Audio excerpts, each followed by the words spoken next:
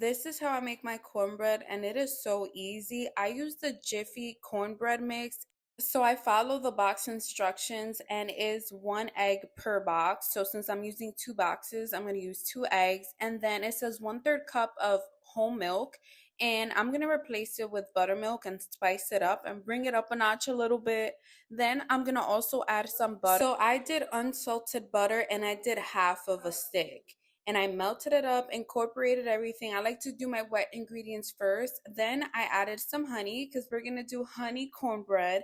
And I just did whatever my heart desired, and that much just felt right. Then I went ahead and I added my cornbread mix and I combined everything. It is a little bit thick in consistency, so don't worry about it. That's just, what it is. I went ahead and I added it into my baking dish, and then I made sure it was laid out flat and just spread evenly throughout my pan. Then it was ready to go into the oven. So the box says 400 degrees Fahrenheit for about 15 to 20 minutes.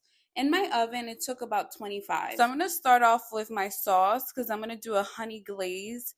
For it, I'm going to do 1/3 cup of honey and then 1/3 cup of salted butter, and I'm gonna combine it, mix it all up. And the reason why I'm doing salted is because salty and sweet is just the best. It's just so my cornbread was done. I went ahead and I added my glaze, and it just melted on there perfectly. I like to push in my corners so that the glaze can really get into the cornbread.